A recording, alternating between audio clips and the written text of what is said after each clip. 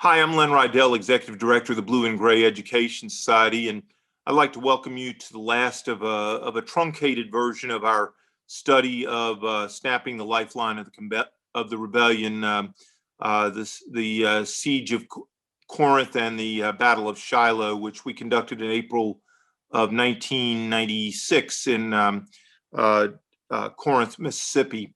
Our speaker, Brian Steele Wills, was known to me as the biographer of Nathan Bedford Forrest, and his work had just been extremely well received. So many of the historians who wrote books found themselves publishing for academic presses. Brian had the unique good luck of finding that his topic was so interesting and intriguing. At the time, Forrest had not been totally trashed in modern analysis of his work. I mean, he was controversial because of Fort Pillow, but yet he was just a fascinating individual at a time when major publishing houses were willing to publish historical biographies and so forth. He was just so fascinating that Brian Wills snagged a major publishing house, a New York publishing house, to produce this biography, which meant that he was going to sell tons of books relative to his more senior colleagues who were working through academic presses and so forth. I don't know. I think probably Brian sold somewhere upwards of 25 or 30,000 copies. It wasn't reprinted. The book came out initially as A Battle from the Start. And his name is Brian Steele Wills. It was later reproduced. The rights were bought by the University of Kansas Press, and it was in print all the way until recently. It's called Confederacy's Greatest Cavalrymen. My guess is, given the controversy and the afflictions that Forrest has studied and the indignities of having his statue removed from his over his tomb in Memphis, Tennessee. I just don't know whether that's been pulled out of print or not. The same book, so if you can get either copy of it, you should. And of the many biographies of Nathan Bedford Forrest, I highly recommend Brian's is the most readable and interesting of all of them. Reminding you, of course, that Forrest's autobiography, if you can find it, is The Life and Campaigns of General N.B. Forrest by Jordan Pryor, which is two staff members of Forrest, and clearly Forrest, who outlived the war, would have approved that. So that becomes his autobiography. But I didn't ask Brian to speak specifically on Forrest. Forrest does have a role at Shiloh. He's guarding an unthreatened bridge in the backwater area, and when the battle's going on from around him and beyond him, he basically tells his folks, "We're not just sit back here and do nothing and guard this bridge where nothing's happening. Let's go, fellas." And so he goes into the battle. That is a relatively limited instance of Forrest in this battle. And honestly, in introducing this, I apologize to you. I have not watched the entire presentation. So again, 25 years ago, I don't remember as far as it went, but I listed this and I asked him to speak in general about the Battle of Shiloh.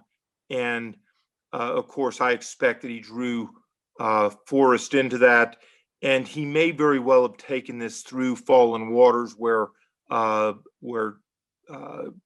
Forrest gains some notoriety and some kudos for his aggressive performance in the rear guard as Beauregard's army is falling back to Corinth. So I think, just more than anything else, I think you're going to enjoy Brian Wills. Now, Brian at the time was a professor of history at Clinch Valley community or college in way down in southwestern Virginia. I don't even remember the area where it was, and then subsequently it became the University of Virginia College at Wise. But if you're a UVA graduate, there is the university, which is UVA, and the fact that they turned this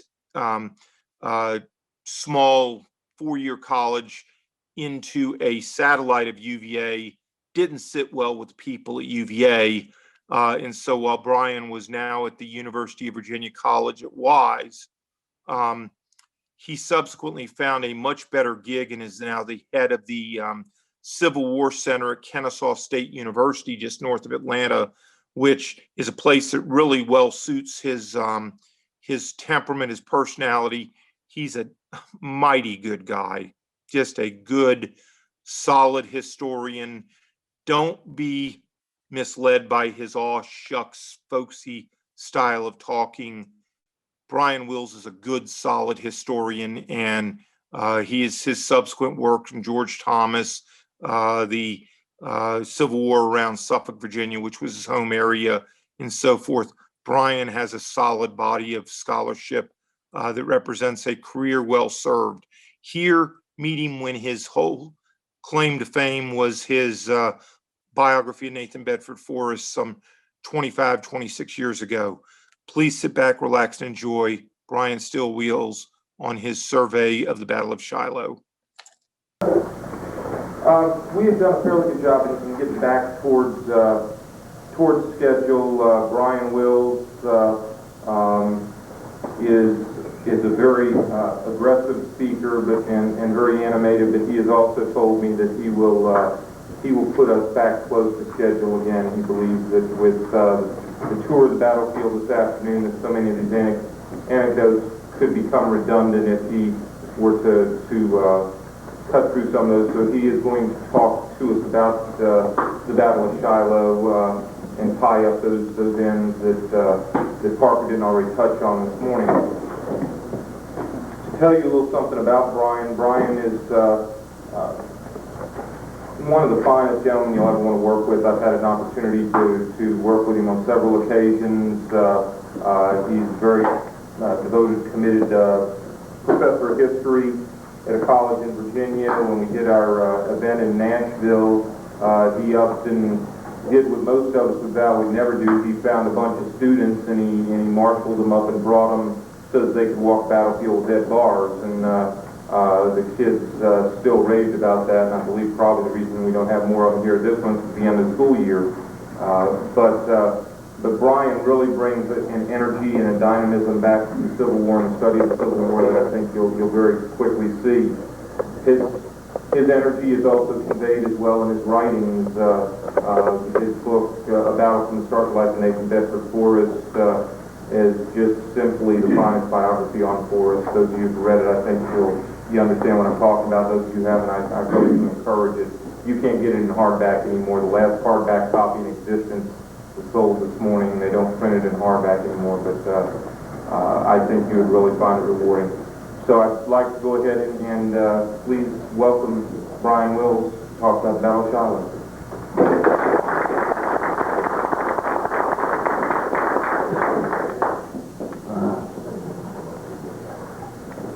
What happened to Brian's handout?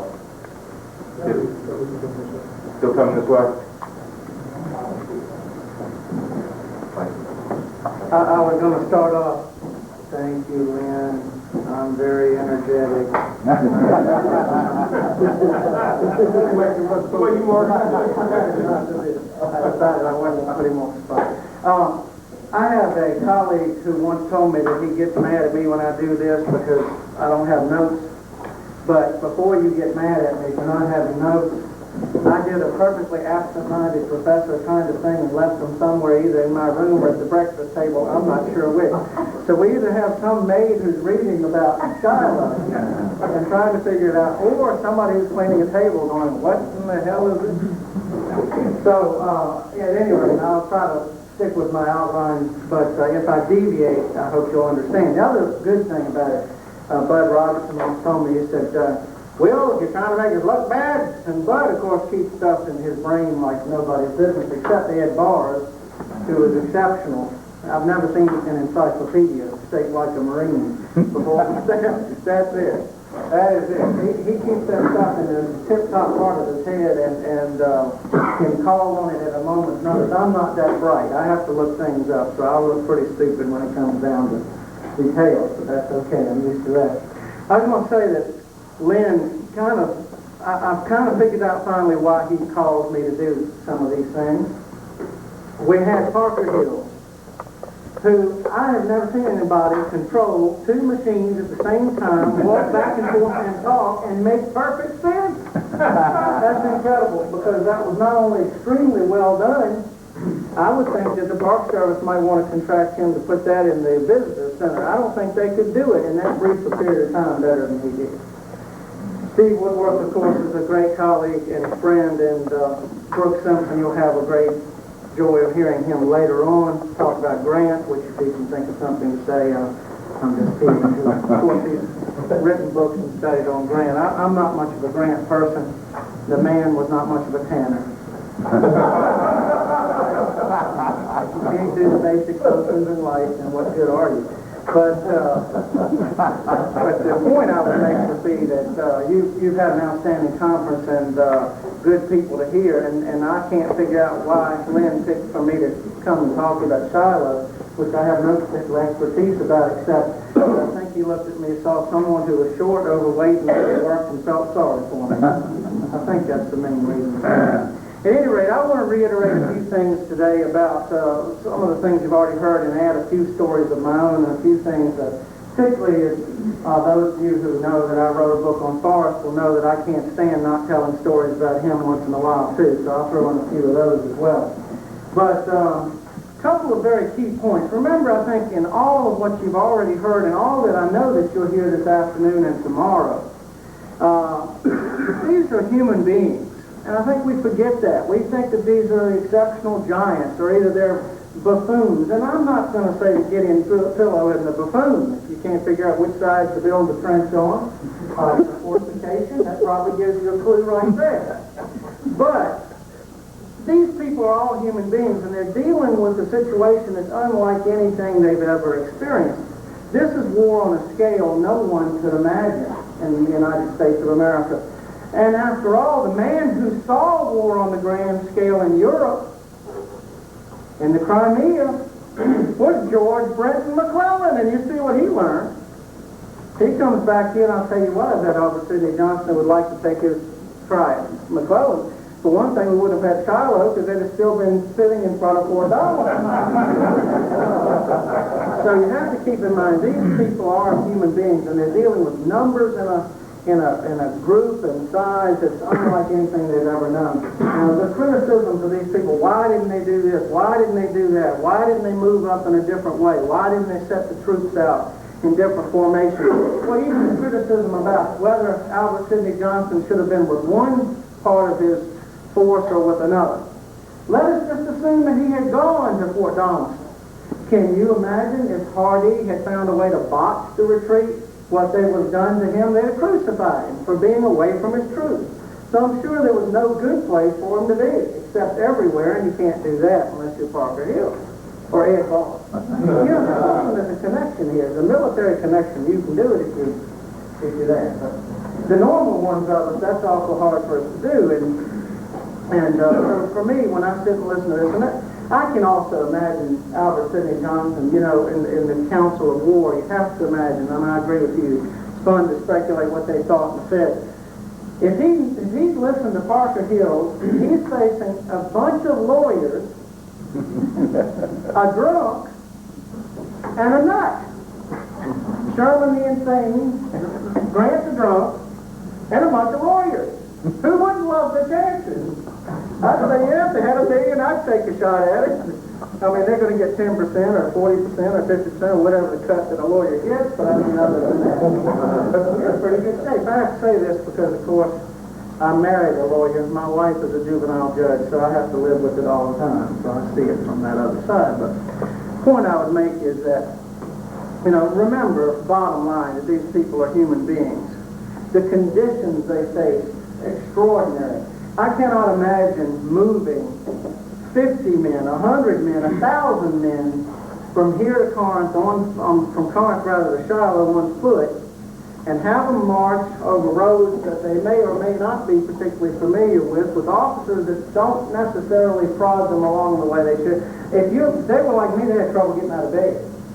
No wonder they didn't start at 0600. I don't open my eyes at 0600. So you can imagine that all of the complications that arise, even with the best intentions, the best thoughts, and the best motivations, are going to find all kinds of, quote, the fog of war to screw them up. All kinds of conditions that are going to make what they do less effective.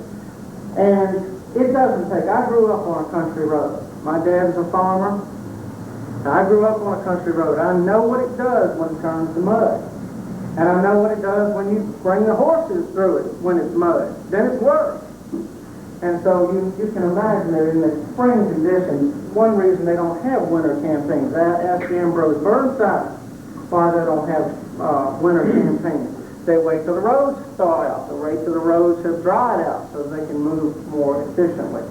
So, when you ask questions today, and I hope you do, look at the terrain as you look at the situation. Keep in mind that it's nice and easy for us to make judgments and criticisms from the warmth and safety and comfort of the 20th century. From the late 20th century, with all of the things that we have to benefit from, those people were making judgments at the time. And I'll tell you another thing. It is amazing to me, not that things get botched up on a battlefield that stretches for miles, but that things didn't get botched up worse over and over again. They didn't have radios. They didn't have communications of a very effective nature. So how in the world sometimes they pull off what they did is really and truly very impressive.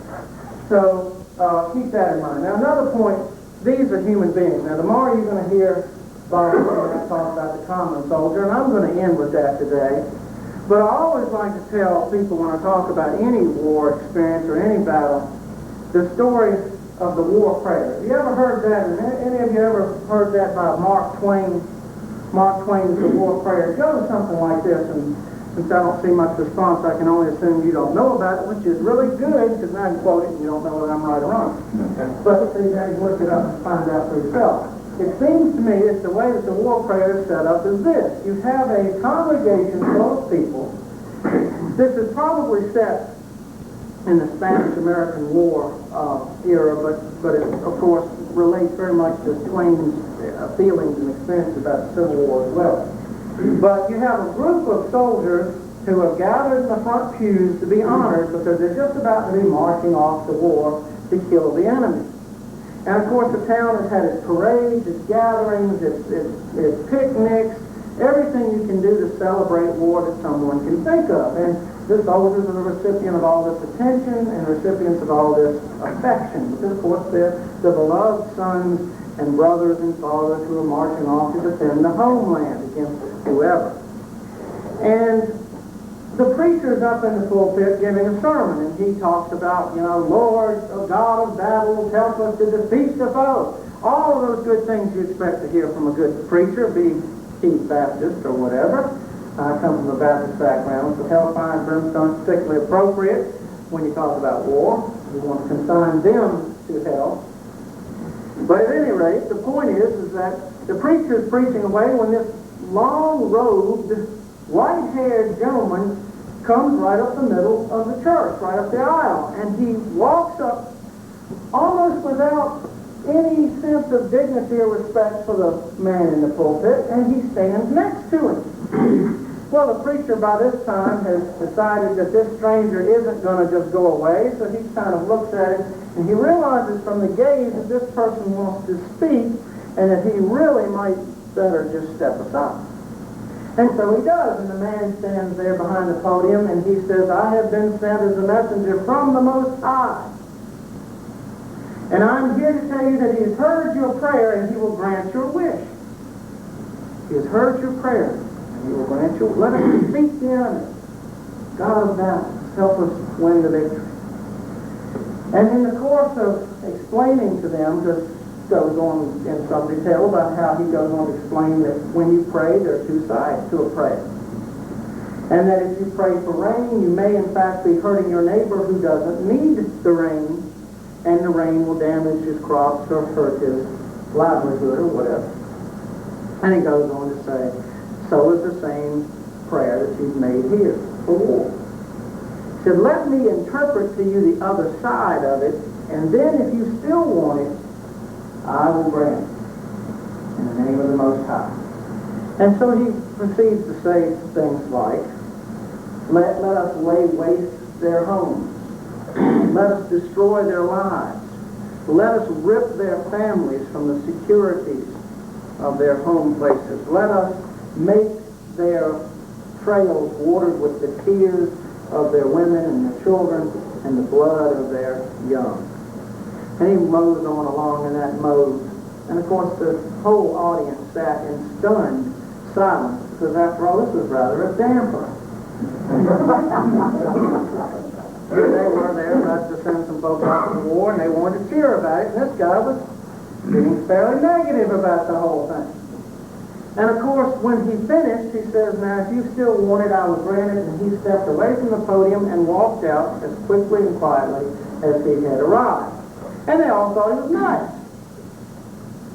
Mark Twain said that he did not want this published until he was dead, and it did not appear until after he died. He said only a dead man can tell the truth, and this is the truth. War kills. War has a nasty, horrible side to it. When you hear Bob Womack and others tomorrow, as well as the stories I know you'll hear today about the tragedy, and I think about those vertical artillery guns facing the heavens, and the bodies beneath them, and the stories that go with those bodies. Imagine bleeding to death because you've got a tourniquet in your pocket that no one has the sense enough to even check to see if you have such an animal. You know, I have to wonder about these poor folks who say they have a premonition, and so often that happens. Why would you put a tourniquet on your person unless you had some sense that the chances were pretty good you weren't going to make it? How about the young officer who told his commander he knew he would die, fought through the day, only to have a cannonball take away his life? How many people there were like that? How many people stayed kind of cowering behind a tree stump? How many people bravely marched into the face of guns that should not have been a sane person's effort to take? That's the story and part of the story of Shiloh. I think one of the things that compels us about Shiloh is the mixed images of a small Methodist church and the wreckage of war strewn about it. The blossoms of spring and all of that, what that means about renewal and life scattered amongst the bodies and the wounded and the carnage. And of course, my wife, who's an avid horse person, would say, think about the horses. You know, so often you don't think about that kind of cost to war, but there was that cost. Well, anyway, I digress. You get to do that too when you don't have notice. You digress. Let me get back to a couple of points about the strategic importance of Shiloh. I don't think I can say more than a couple of amens to what you've already heard. I think in many respects, Grant was full of himself. He was a person who had extraordinary success. I think that he was absolutely convinced that he had shown the rebels what for, and that they would stay in Corinth, as he put it himself. We don't have to worry about them. They'll be there fortified. No doubt he probably expected another Donaldson, that he could take his time gathering his forces and move down. Of course, he might not have had that privilege. Henry Halleck was determined that once the troops were gathered, he would come down and lead, and we would see what old Brains was capable of in the field. I hesitate to think that that might have given the South the victory that it wanted at Shiloh. I don't know. How about Albert Sidney Johnson? Can you think of one word better than redemption for Shiloh? Here was a chance, whatever it might have meant afterwards, and what an excellent question to say, what could he have done with it?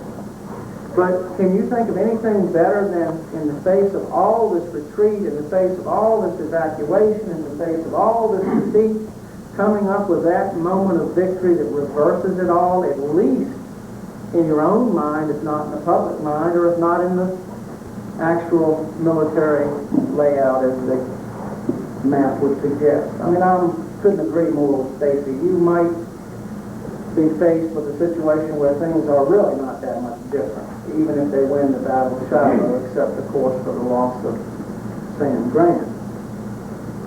Maybe Sherman or some others. You know, some of the generals reacted very badly. Sherman did not spend much time bragging about his role at Shiloh in his post-war life. I don't think that he particularly looked at that as one of his bright moments, and understandably so. Officers don't tend to talk about the negatives too much. Have you ever seen an official report where an officer said, well, doggone it, I was just not up to snuff that day and I blew it? I like seeing those official records. They're real quick to read. They're really easy to store. They don't exist. I mean, how many times does an officer say, this was my duty, this was my responsibility, and I botched it? I think, too, even the language of the Army. This is not a put down on the Army. I mean, I'm all for it. I was in the Army once. For 6 summers, I fought as a Confederate artilleryman in the Washington Artillery at Petersburg Battlefield. I have to tease I'll get back to Army in just a minute, I have to tease my reenactor friends. I always like to say, I end up making everybody mad. I always tease my reenactor friends because I tell them, you know, they say, well, we know what it's like and we fought. I said, when they actually start shooting back at you, that's when you know. I don't know what the heck I did. I'm going to tell you the truth. If somebody shot a gun at me, I think the first instinct would be to duck. I don't think I'd have the brave wherewithal, courage, whatever you want to say about these folks who could charge in the teeth of sure murder, sure suicide. It's just amazing to me. I think one of the things that's so compelling to me, and I don't care what battle you talk about, whether you talk about the Confederates who assaulted the Hornet's Nest in the face of canister rounds and shell and case shots, or whether you talk about the attacks at Malvern Hill or Kennesaw Mountain if you wore blue. I don't care Chickasaw Bluffs if you wore blue. Sherman didn't do too well on either of those 2 counts. So Sherman had his blotches and they weren't all at Shiloh, but that's neither here nor there.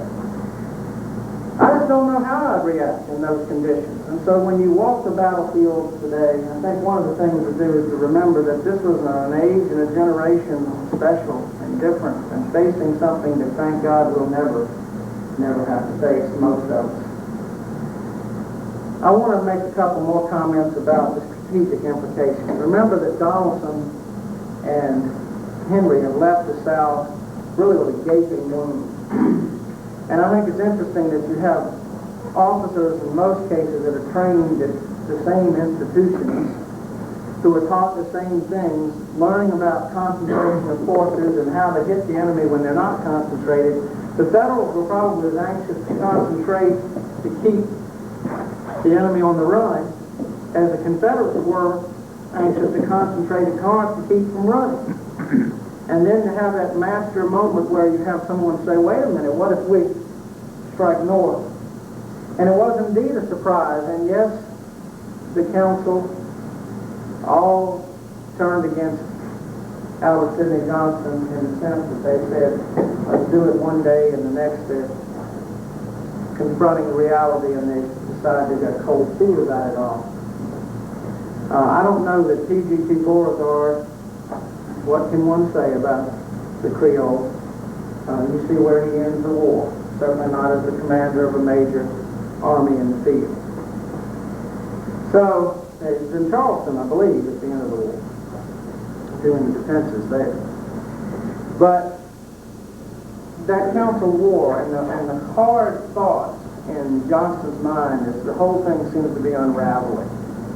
And knowing that it's probably more trouble to take an army that he has moved into action slowly and reluctantly and whatever, and to have that army go back. Think about the demoralization factor. Politics, of course, plays in every role. The politics of generals who are put there because they can recruit better than they can fight. The politics of generals who come from a certain state or a certain area. The politics of a commander-in-chief who believes that you divide the country up into departments and makes it harder to cooperate when those departments all understandably decide that they're the chief department. They're the key center to it all. And if they let the troops out of the department, they'll never get them back. Politics of an Abraham Lincoln who wants to win the war, but like everybody else, doesn't know what the tea leaves are going to say about who will do it. Now, it's easy for us to sit back and say, we would have picked so-and-so, and we would have done this. And I think Brooks' question was an extremely good question, and I like it when my students come up with that sort of thing. Well, just who would have stepped in? Because it means they're thinking a little bit. And who can you turn to? God knows. You may not know until it's already too late, and until they've already blundered or succeeded, but probably blundered. I get tickled sometimes. Jim McPherson is kind of a quick to gloss over Union defeats. He's real quick to sort of say, you know, well, this can be explained, and with Confederacy it's a little less quick.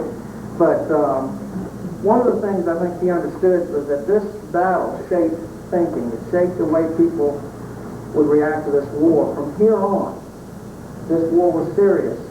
He called it launched the country on the tide of total war.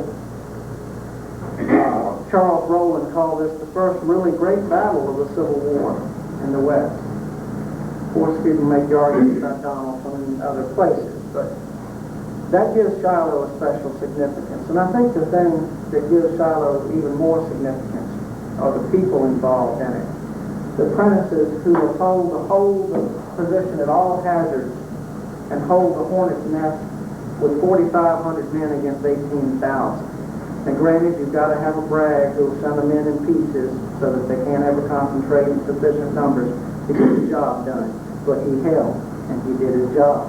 The story of Forrest wandering around looking for someone to authorize the continuation of the attack that night, and finding no one who will take responsibility and deciding we'll be whipped like hell tomorrow, and he'll be right. A Beauregard who, whatever his flaws, is suddenly presented with leadership. Unfortunately, like most of us in that crucial moment, he had to put it on the line, keep attacking or retreat, and he went to bed. He went to bed. Sometimes it's better not to face it. And then, of course, the Shermans who've been discredited and coming back to win renewal. And Sherman, of course, was in charge of the pursuit. I told you I'd tell the one Forrest story. I'm going to tell two real quick. One is that Forrest didn't learn very well from his first encounter with the Federals at Shiloh either. His job was to guard a creek crossing. He decided his impetuosity got the better of him, storming out ahead of the troops and having himself quickly surrounded, having them yell, kill him, and pull him from the horse, and having the wherewithal and the ability, I think the word is adrenaline, to reach down, grab somebody, pick him up, and put him on the back of the saddle so they don't shoot you while you're riding off. And all this is while you've got a bullet already lodged up against your spine. He's very lucky his brother was killed, was paralyzed in the Mexican War because of such an injury. Forrest probably should have been killed many times, but he wasn't. Well, one final word about Forrest. This poor soldier who was at the battle wrote his wife and said, you know, I was scared. The bullets were flying around us like bees. People was killed and wounded. He called it wounded, W-O-N-E-D. And scared is S-C-E-A-R-E-D. I love the way some of these soldiers spell. They spell very creatively. But Forrest wasn't like that. Forrest didn't apparently get affected by Shiloh, despite the mass number of casualties you see on the outline. Forrest, when he was back in Memphis recuperating, convalescing from his wound at Fallen Timbers, put in a notice in the newspaper in which he said he wanted 200 able-bodied troops, 200 able-bodied men. He said, as he always did, shotguns and pistols preferable. Now, he has some wonderful shotgun stories for men that did not know what shotguns will do on untrained horses. And so they probably, threw them all and kicked them all and all that. But in this particular instance, he got his heart in the right place as far as he's concerned. War means fighting, and fighting means killing, and he wants to get back to doing it some more. He says, I want 200 able-bodied men, shotguns and pistols preferable, men who want a chance for active service. I think that tells something about Forrest too. And at the end, this can put Shiloh in a different perspective. He didn't get the lesson at all that I'm trying to tell you, just briefly. But in the end, he said, come on, boys, if you want to have a heap of fun and to kill some Yankees. Forrest was ready to go back. That young man that wrote his wife probably wasn't ready to go back. War was as different for each of these individuals as it is for the individuals in any circumstance. I tell people when I talk about slavery or anything else that slavery is as different as there were numbers of people involved in it. That war is as different as there are individuals involved in it. Whether you react to it bravely or as a coward, or whether you go back into battle or whether you run away from it all. I think that it's an intensely human story. So keep in mind that tonight, this afternoon rather, as we walk the battlefield, we walk what I believe is sacred ground. Washed with blood, consecrated by those folks who sacrificed, whether they sacrificed their health or their lives. And they wore blue and gray. I think sometimes we forget that there are folks that wore blue and did just as much sacrifice as there were of those who wore gray, and vice versa. At any rate, you're in good, capable hands. Parker will tell you all the great stories at all the appropriate points. I have not been to Fallen Timber, so I'm looking forward to going there myself. Stacy told me where it was one time, and never had a chance to get out there and go, so I'm looking forward to seeing that. And that's really about all that I wanted to say. If there are any questions, I'll be glad to try to tackle them. I'll be glad to give you some thoughts or ideas on any subject, and I always deserve the right or claim the right to say, I don't have a clue. Any questions?